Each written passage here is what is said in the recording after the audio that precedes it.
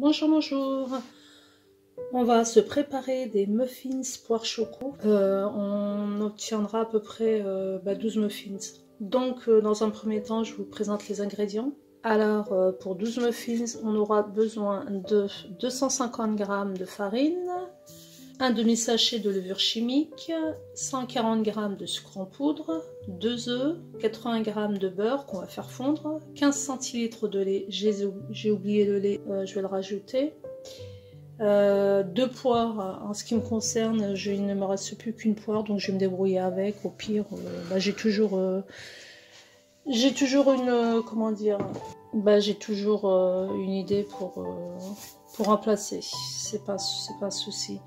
Donc 2 poires, 60 g de pépites de chocolat. Et ici il est là mon lait, excusez-moi. Donc 15 centilitres de lait. Il était caché dans ma grosse tasse. Donc 15 centilitres de lait et on a fait le tour. Donc là j'ai mis ma farine dans un, vous savez, un tamis. On va bien tamiser la farine. Donc on passe à la préparation. Alors dans un premier temps je vais prendre mon beurre, je vais le faire fondre. Donc voilà, j'ai fait fondre mon beurre au micro-ondes. On laisse de côté, on laisse refroidir. Ensuite, vous prenez un saladier, un contenant, ce que vous avez. Et on va ajouter notre farine, la levure. La farine, la levure et le sucre. Pas tous les ingrédients secs. Donc, je tamise ma farine pour éviter les grumeaux.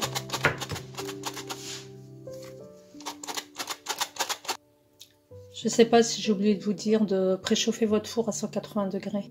Donc voilà, j'ai bien tamisé ma farine. J'ajoute mon sucre, ma levure. La levure, c'est un demi-sachet seulement.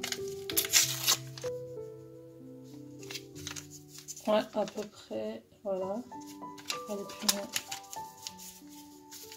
On va mélanger les ingrédients secs.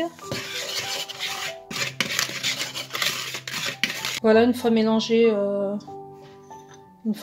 la farine avec le sucre et la levure, je l'ai remis dans le récipient initial. Ça vous évitera de la vaisselle en plus. Donc là, on reprend notre grand récipient. On va y casser nos œufs. Alors, pour réussir parce que beaucoup de gens se plaignent que leur gâteau ne gonfle pas, etc.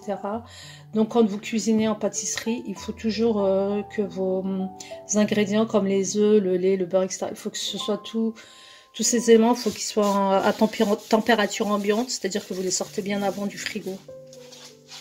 Donc là, je casse mes 2 œufs. Le lait, pareil, hein, vous le sortez bien à l'avance. Et au pire, si vous avez oublié, vous le passez un petit peu au micro-ondes. Alors, je vais fouetter mes 2 œufs avec le beurre fondu. Donc c'est pour ça que j'avais dit laisser le beurre de côté refroidir pour éviter que ça cuise les œufs. J'ai l'impression que c'est encore chaud. Non, ça va. Donc voilà. Je vais mélanger mes œufs avec le beurre et je vais y ajouter mon lait. Voilà, je mélange tout cela.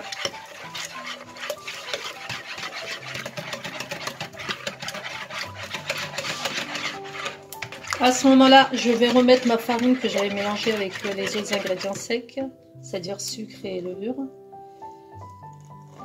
Voilà, je remets tout sur les œufs, mon beurre.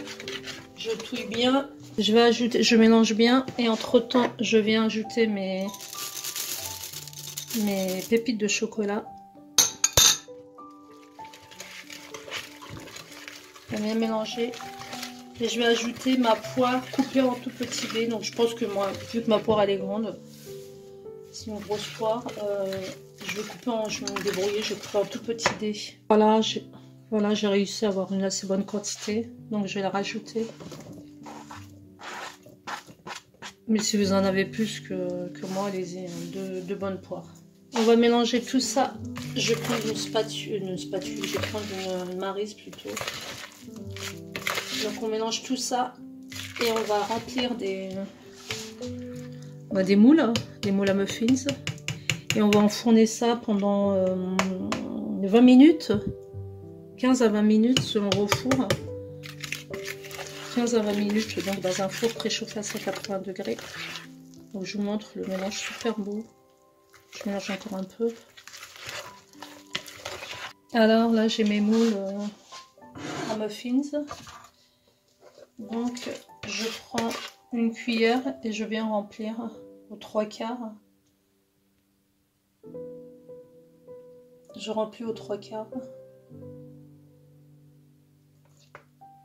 tous mes moules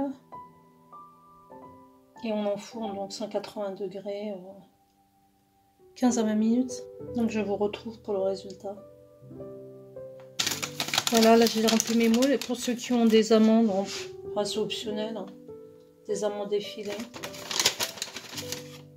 Alors, moi j'en avais dans mon placard donc c'est pas obligatoire. Voilà, mes muffins choco poire sont terminés.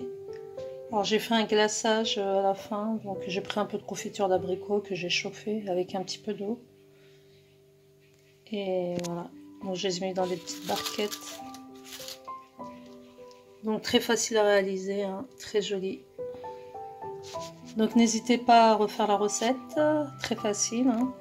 Laissez vos likes pour ceux qui aiment la recette. Commentaires et abonnez-vous pour ceux qui ne sont pas abonnés. Et je vous dis à une prochaine recette. Ciao, ciao. Bonne dégustation.